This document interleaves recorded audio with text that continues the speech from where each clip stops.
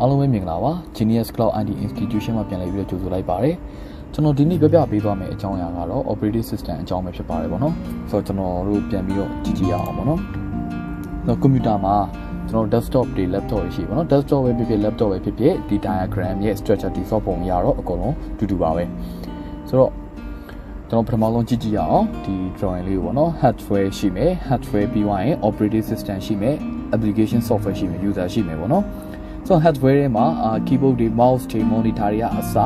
ပါပြီးတော့ဒီဟာရတော့ပေါ့နော်ဒါ motherboard ပေါ်မှာရှိနေတဲ့ဒီ device တွေကိုကျွန်တော်ရေးပေးထားတာဖြစ်ပါတယ်နောက် video မှာကျွန်တော်ဒီ CPU တို့ GPU တို့ RAM တို့ဘယ်လိုတွဲပြီးအလုပ်လုပ်တာလဲဆိုတဲ့ဟာတွေကိုကျွန်တော်ရှင်းပြပေးသွားမှာဖြစ်ပါတယ်ပေါ့နော်အခုလောလောဆယ်တော့ hardware ရဲ့ operating system ရဲ့ application software ရဲ့ဘယ်လိုမျိုးချိတ်ဆက်ပြီးအလုပ်လုပ်နေလဲဆိုတဲ့ဟာကိုကျွန်တော်ပြပေးသွားမှာဖြစ်ပါတယ်ပထမဆုံး hardware resource တွေကိုအသုံးပြုနိုင်ဖို့အတွက်ကျွန်တော် operating system လိုအပ်ပါတယ်ဘယ်လိုမျိုးလဲဆိုတော့ application software တွေမှာဘယ်လိုဟာတွေပါလဲပေါ့နော်ကျွန်တော်သုံးနေတဲ့ Fiverr တို့ဒီ Microsoft Edge တို့ Firefox တို့ Chrome တို့ဆိုတာဒါ application software တွေဖြစ်ပါတယ်တော့ဒီ application software တွေကိုကျွန်တော်ကဒီ hardware ပေါ်မှာ direct installation လုပ်လိုက်လို့မရပါဘူးအရင်ဆုံးဘယ်ပေါ်မှာလုပ်ရလဲဆို operating system ပေါ်မှာလုပ်မှဒါလည်းကျွန်တော်သုံးလို့ရပါတယ်အဲ့တော့ကျွန်တော်တို့ application တွေသုံးဖို့အတွက်ကြားခံအနေနဲ့လိုအပ်တာကဘာလဲဆိုတော့ operating system ဖြစ်ပါတယ်တနည်းအားဖြင့် system software လို့လည်း operating system ကိုခေါ်လို့ရပါတယ် OS လို့ကျွန်တော်ခေါ်နေတာပေါ့နော်ဆိုတော့အဲ့တော့ကျွန်တော်တို့ computer hardware ပြီးသွားရင်ဘာလို့လုပ်ရလဲဆိုတော့ operating system ကိုကျွန်တော် installation လုပ်ရတယ်ပေါ့နော် operating system ပေါ်မှာ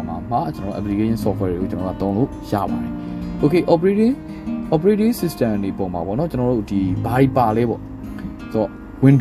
Windows ကိုကျွန်တော်ဘယ်ကထုတ်တာလဲဆိုတော့ Microsoft company ကနေပြီးထုတ်တာပါဒီ Microsoft company ကနေပြီးထုတ်လိုက်တဲ့ Windows version တွေအများကြီးရှိပါတယ် Windows 7 Windows 8 8.1 10အရှိမလဲ Windows HP တို့ Windows Vista တို့အများကြီးရှိနေသေးတယ်ပေါ့နော်ဒါကျွန်တော်လက်လန်းပြီးတော့ကျွန်တော်ပြောပြတာပါဆိုတော့ Apple ကတော့ကျွန်တော်အားလုံးသိထားပြီးသားပါပဲဒီပန်းတီကတော့ MacBook တွေမှာပါလာတဲ့ macOS ကိုသူတို့ထုတ်လုပ်ထားတယ် Linux ကတော့တကယ်တမ်းပြောရင် operating system level တော့မဟုတ်ဘူးဗျ Linux က kernel လို့ခေါ်တာပေါ့နော်ဒါပေမဲ့ကျွန်တော်ကတော့ operating system ထဲမှာဒီ basis level မှာကျွန်တော်နားလည်လွယ်အောင်လို့ကျွန်တော် Linux ကို OS ထဲမှာကျွန်တော်ထည့်ပြီးရေးပေးထားတာဖြစ်ပါတယ်ဒီ Linux kernel ကိုသုံးပြီးတော့ထုတ်ထားတဲ့ OS တွေမှန်သမျှလည်းကျွန်တော်တို့ computer တွေပေါ်မှာ installation လုပ်လို့ရပါတယ်ပေါ့နော် Windows အစားကျွန်တော်တို့အသုံးပြုလို့ရပါတယ်ဒီ Android ကတော့ကျွန်တော်တို့ဖုန်းတွေမှာဆိုလို့ရှိရင် Android phone လို့ကျွန်တော်တို့ပြောနေတယ်ဆိုတာပေါ့နော်ဒီဖုန်းမှာ Android operating system ကိုသုံးထားလို့ကျွန်တော် Android phone ကိုသုံးတာပေါ့နော် Android ဒီ operating system တစ်မျိုးဖြစ်ပါတယ်အခုလက်ရှိကျွန်တော် Windows အကြောင်းကိုကျွန်တော်ပြပြမယ်ပေါ့နော်ဆိုတော့ကျွန်တော်ဆွမ်းတော့ဒီပြောတဲ့ Fiverr ဆိုတဲ့ application လေးကိုကျွန်တော်တို့ကဒီ browser ကနေကျွန်တော် download ဆွဲလိုက်တယ်ပေါ့နော် download ဆွဲပြီးကျွန်တော် installation ကျွန်တော်လုပ်ချင်လို့လုပ်တယ်ပေါ့ဒါပေမဲ့ကျွန်တော်ဒီလုပ်လိုက်တဲ့ဒီ Fiverr ဆိုတဲ့ application လေးကဘယ် operating system အတွက်ထုတ်ထားတာလဲဆိုတဲ့ဟာကိုကျွန်တော်သိဖို့လိုပါတယ်ဥပမာ Windows အတွက်လားဒါမှမဟုတ် Linux မှာသုံးဖို့အတွက်လားဒါမှမဟုတ် Mac မှာသုံးဖို့အတွက်လားဆိုတဲ့ဟာကိုကျွန်တော်ကိုယ်ပဲပြသိဖို့လိုပါတယ် Linux အတွက် Linux kernel တွေမှာဒါသုံးရနိုင်မဲ့ထုတ်ထားတဲ့ Fiverr ဒီ file ကိုကျွန်တော်တို့ဒီ Windows ပေါ်မှာတွားပြီး run လို့မရပါဘူးပေါ့နော်အဲ့တော့ကျွန်တော်တို့က application software တွေကို installation လုပ်တဲ့အခါမှာလည်းကျွန်တော်တို့ဘယ် operating system ပေါ်မှာအလုပ်လုပ်မှာလဲဆိုတဲ့ဟာကိုလည်းသိဖို့လိုပါတယ်ပေါ့နော် okay ကျွန်တော်ဒုတိယတစ်ခုထပ်ပြောမယ်ကျွန်တော် Windows တွေရဲ့ edition ကိုကျွန်တော်ပြပြပါမယ် Windows 10 Windows 11ဒါကျွန်တော်တို့ဒါ not so ပေါ့နော်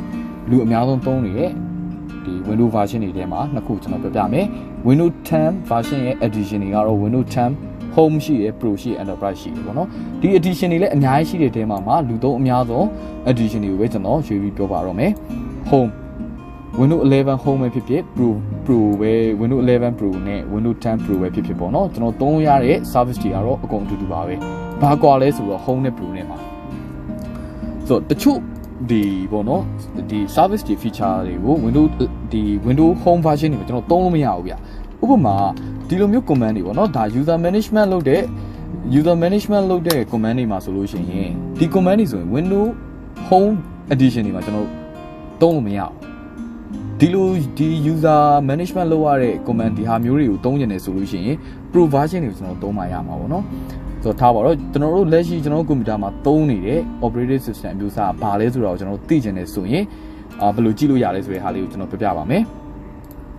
ဆိုတော့ကျွန်တော်ဒီမှာရေးပေးမယ် control space system ပေါ့နော်